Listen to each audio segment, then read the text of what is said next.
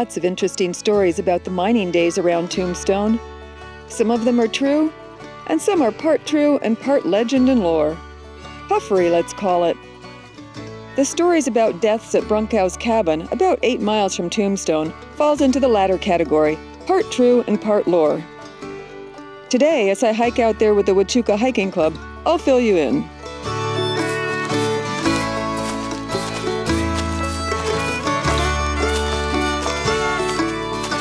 Sensational version of the story is that there were more than 20 murders between 1860 and 1890 at the cabin, and that it's the bloodiest cabin in Arizona history.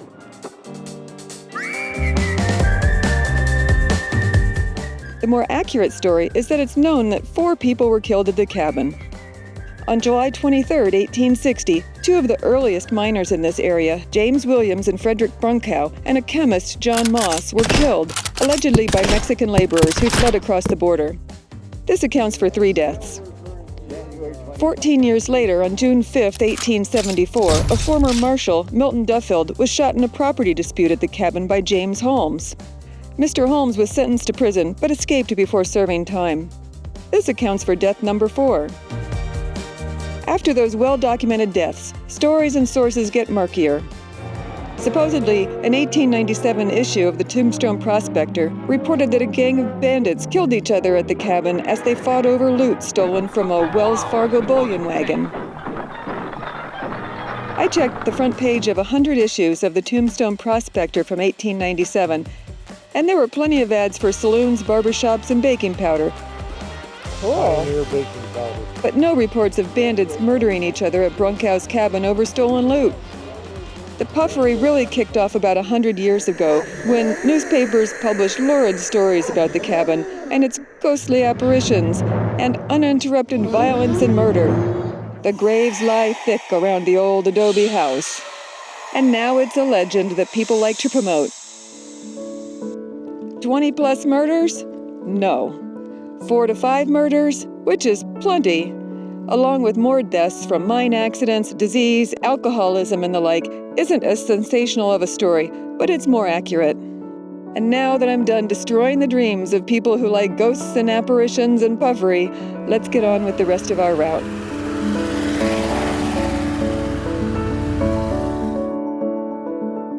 We hiked back to Millville and checked out what remains of 2 stamp mills that processed ore brought from Tombstone mines, nearly 20 years after Brunkow's death.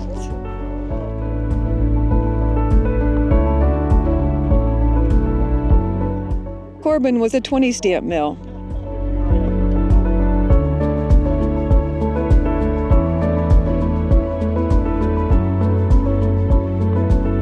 Gerd was a 10 stamp mill.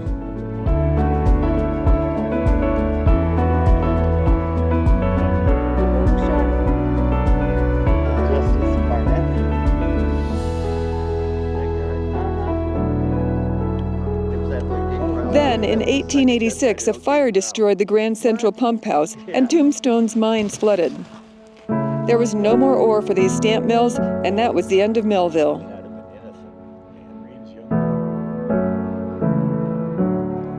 But it's important to point out that long before Brunkow and Gerd and Corbin and Tombstone, Apaches and other native people lived throughout what's now eastern Arizona, including right here. You can see evidence of that population from long before the western expansion of the United States if you continue to the petroglyph site that's just a quarter-mile farther along the trail.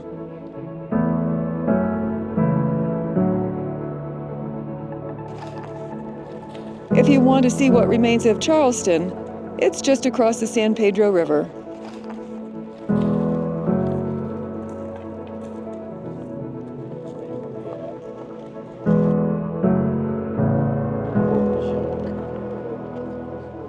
But today, none of us wanted to get our feet wet, and we'd all been there before. So with our short hike all finished up, we headed off. I hope you enjoyed this brief tour of the early days near Tombstone. See you, dog. To me, it's amazing that it's open and free to everyone who's interested in seeing it. And if you're one of those people, hopefully you'll have a chance to come and see it for yourself. See you later. Try to visit when it's cool, because there's no shade at all along this route, and it's hot as blazes in warmer months. And with that caution, I'll see you on the next hike.